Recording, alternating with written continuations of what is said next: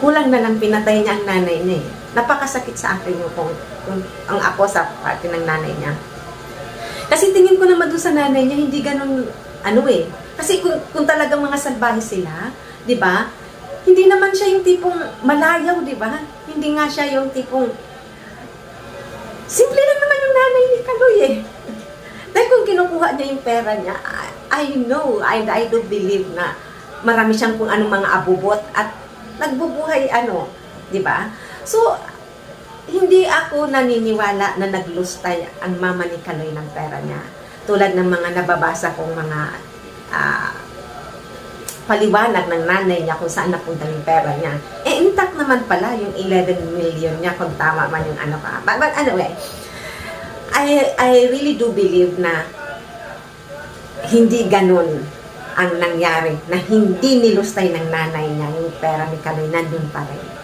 Nadadala lang siya ng mga, alam mo yun, kasi hindi niya matanggap na sa sobrang pagmamahal niya, sa sobrang pagkabulag niya doon sa girl. Pati magulang niya, isinantabi niya, kinalaban niya, lalo ng nanay niya. Ito, tandaan niyo, totoong kasabihan na yung mother knows best. Kasi ang intuition ng nanay, yung feeling, nandiyan na yan eh. Diba? Given na yan. Talagang, kahit naman sinong titingin, siguro naman ako, bilang ina, o kayo na ibang mga ina din ha. Isang tingin nyo lang dun sa babae, diba? Parang, ipinagtatanggol ng mga woke, feeling woke. Kasi nga, hindi sila, yung life nila hindi rooted kay God. They don't believe in God. And even if they believe, they don't have relationship with God. They have hatred and they hate God. Kaya ganon. Pati yung mga, yung sa Bible na honor your father and your mother. Inaano na nila yun, sinisira na. Iniiba na nila talaga. Grabe na ngayon, diba? Yung tama ginagawa nilang mali at yung mali ginagawang tama. Nakakalungkot sobra. Tandaan, honor your parents. Honor your mother and your father. Especially your mothers. You know, kasi hindi biro maging isang ina. Ang bawat luhang pumapatak sa mata ng isang ina ay magiging dalahin niya ng anak. Ang luha ng pighati ng isang ina na binibigay ng isang anak, hindi ganun kadali. Bawat patak ng luha may kapalit yan sa buhay niyo.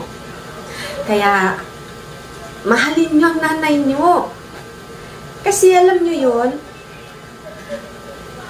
ang nanay niyo, hindi niya lagi niyong kasama.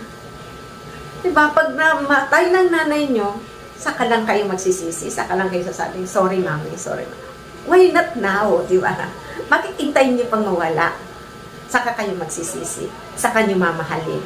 Diba? Parang, that's hypocrisy. That's hypocrisy.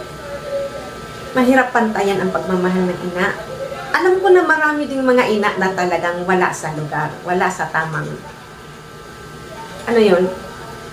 Kasi, yung iba kasi, di ba, marami din talagang maling ina. Pero, huwag niyong i-generalize. And, mali man o tama ang nanay, doon tayo sa utos ng Panginoon. Kasi, pag sinusuway niyo ang mga magulang niyo, pag binabastos niyo ang mga magulang niyo, hindi lang kayo sa magulang nagkakasala, kundi sa Panginoon mismo. Kaya huwag niyong babaliktarin yun. Totoo po yun. Tandaan niyo, later on, yung ginagawa ngayon yan ni Kaloy, hindi ko pinapangano na sitwasyon, ano.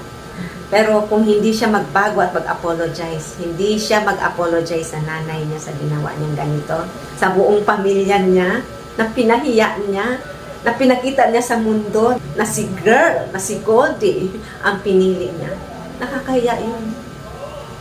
May kapalit yun sa kanya. Hindi ko alam kung ano at kung paano, pero Jack may kapalit yan sa kanya. Hindi naman habang buhay ang tagumpay eh. Isang ganon lang ni Lord, ubos lahat yan.